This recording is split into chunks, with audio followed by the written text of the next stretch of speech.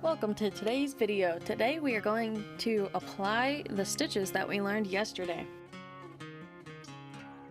I've got some thread on a needle, I've got some little pins. If you don't have pins, you can use other needles if you have a bunch of them. That's what I used to do. So we're gonna take our fabric, make sure it's inside out, measure how much space you have at the top, and then make a nice fold, increase it with your nail, and then fold it again and crease it again with your nail, and then push your pins through the middle of it.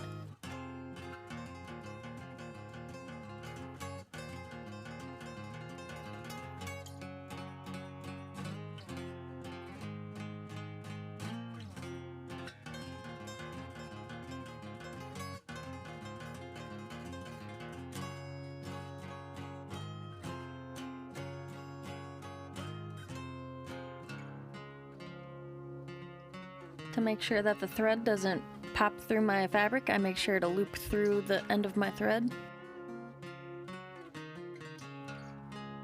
First, we're going to start with a running stitch.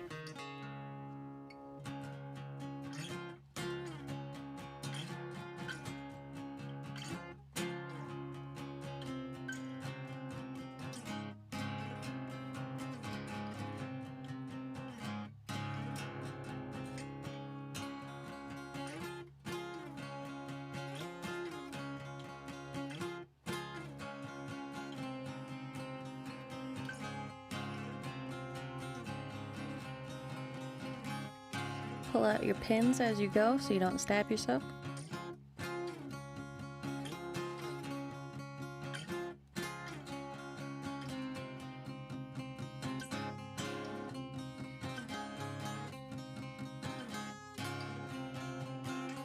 Here's how it's looking so far. I missed a spot at the very beginning. If you saw that, I didn't go through all the way.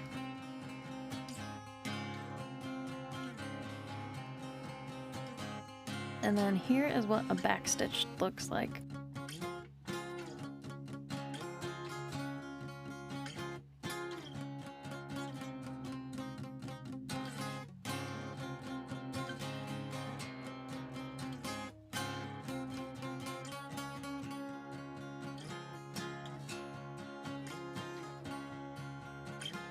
So here's what the back stitch is looking like so far. It's a lot more thorough of a stitch.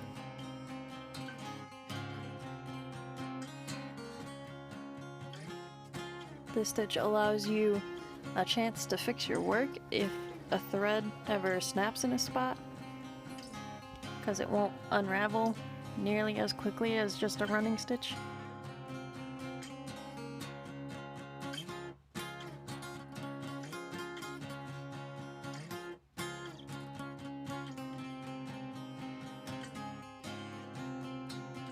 At the very end, tie off your work.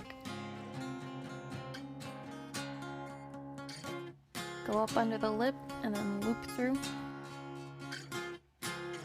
I like looping through twice. Makes it more of a secure knot. And then don't snip it right up on the knot. Snip it just a little bit away from it. That way it doesn't come undone.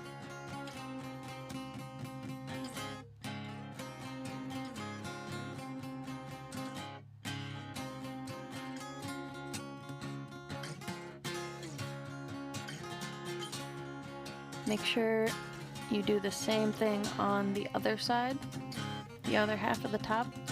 Make sure they're both facing the same direction, both facing up when you lay it flat out on your table.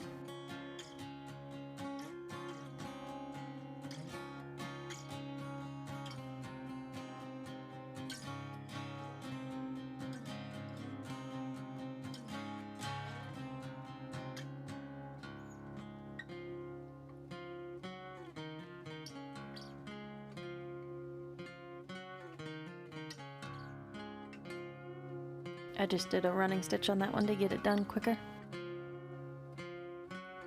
So they're both facing each other when you fold it in half. So fold your work inside out, line up one of the sides, pin it so that it doesn't slip.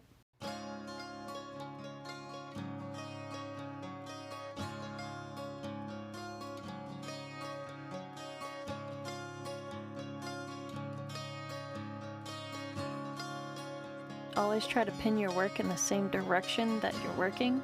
So you're working forward, so make sure the stabby parts are facing away from you so that you do not stab yourself.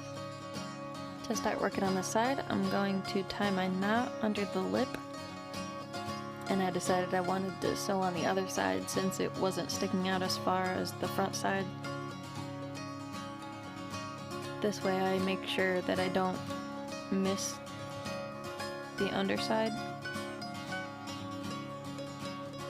since I'm working so close to the edge.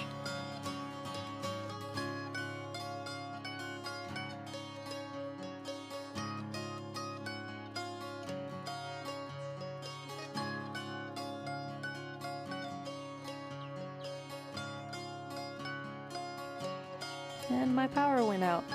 One of the breakers tripped.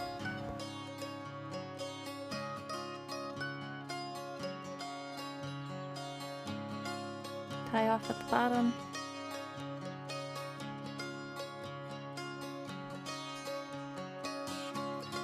You can continue to sew across the bottom if you have two separate rectangles.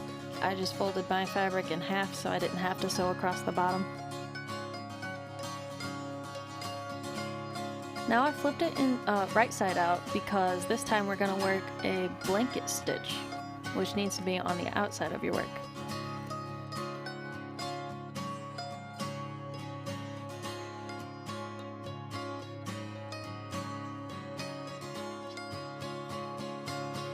So go through from the bottom, don't pull all the way, and then go through the top of the loop, and then pull it, not too tight, but snug. So go up underneath, go through the front,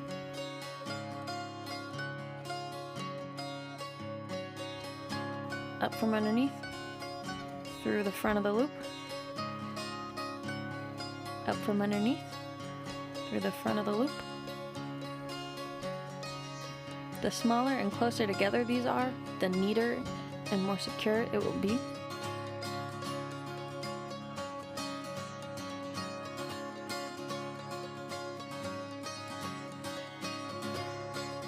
You'll notice that this is the same stitch that they use on a lot of blankets that you'll see at the store.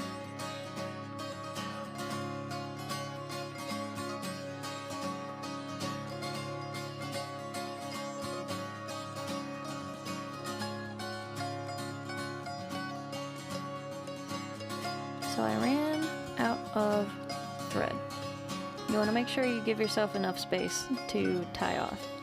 So I'm going through to the middle, the inside of my work, to tie off and snip it. That way the tail isn't poking out. And then to start again, I'm going to knot it on the inside. Great camera work here, you can totally see what I'm doing. I'm making a knot on the inside, and then I'm going to pull it through just inside of where my last stitch was, just to the right of it. And it'll look like I didn't even run out of yarn. Thread.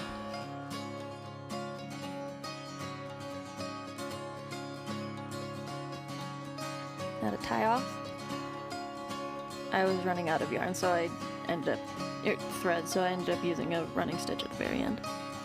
So I'm tying off on the inside of the lip, and then I'm tucking it inward to hide the tail. So that's how that looks. Very neat.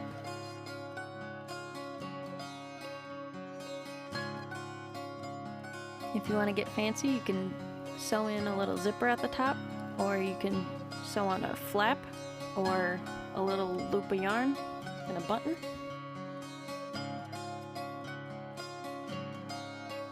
Or another thing that you can do is you can thread some rope or ribbon or something through the lip that you made and make it a pull string, drawstring.